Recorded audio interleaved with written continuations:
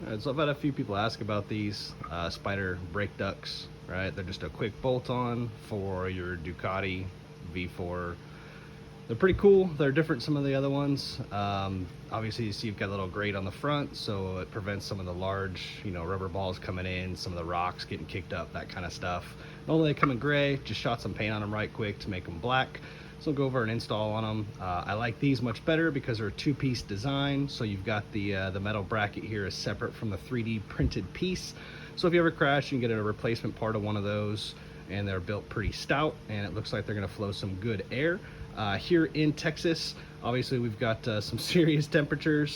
Today it's like 110 degrees with the heat index. So these are supposed to funnel a whole lot more air into these brakes because I've been having some issues with them getting warm, at least for me. I'm not one of the super fast guys, but it's just something I feel as far as the lever getting a little soft here and there. So hopefully these are going to help out with that issue, especially on some of the larger tracks like Circuit of the Americas or Eagles Canyon Raceway. So we're going to throw those on. It'll be a quick install, and I'll walk you guys through that right quick. All right, first thing we're going to do is go ahead and pop off our retainers here. Since everything's all safety wired up for racing, just take these out. Move our bolts, and we'll go from there. When you remove your bolts, make sure you go ahead and catch those spacers and or washers. They don't fall out, go anywhere. You don't really have to take anything off. Make sure you've got a left and a right. You'll see that the 3D printed part here on the bottom is going to be for our left side. This one is going to be for the right side. Slide them in. As you see, they fit nice and snug right up against the fork leg. Throw these things in. The bolts will come right back on. Make sure everything is lined up appropriately. We'll go ahead and get them hand tight. And as a reminder, when you install these, just make sure to put your bolts finger tight. You want to get the caliper on there just so it's kind of lined up, and then to make sure everything is aligned for your disc, depending upon where your disc is. Grab the front brake, add a little bit of pressure there. Go ahead and snug these caliper mounting bolts up. And then we're going to come back and re-torque them, but now that caliper is getting snugged down and it is centered because the brake is applied. Once you got everything all squared away, make sure you get your torque wrench set to spec and go ahead and torque them. That way there's no question, everything is squared away. It is a part of the braking system, so let's double check and make sure it's all good. Clearances look to be good. As you see there from the front, we have a normal stand, right, for the bottom of the fork, so they clear that, which is awesome.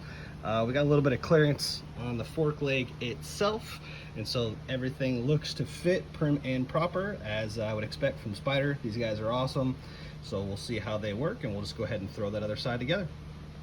So here we got the other side. We'll go ahead and knock it out right quick and show you just how fast this stuff is.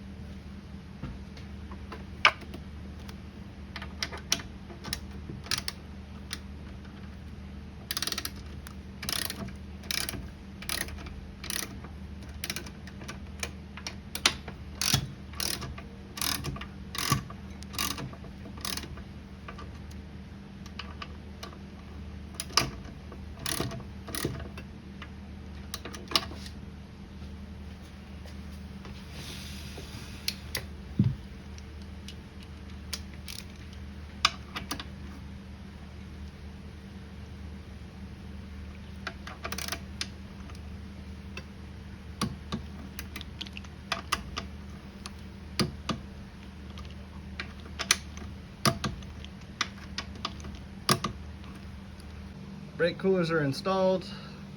It looks to be good. Everything's all snugged up, tightened up, ready to go. Clearances are good on both sides. As you can see, it's pretty easy to do. So again, we're going with these. I'll let you know how they end up after we get tested on the track here. We're going to Crescent in a few weeks, and it's going to be hot and toasty because it is Texas. So we'll keep you guys posted, let you know what's up. If you have any questions, go ahead and hit me up in the comments, and I'll answer the questions that I can. Cool.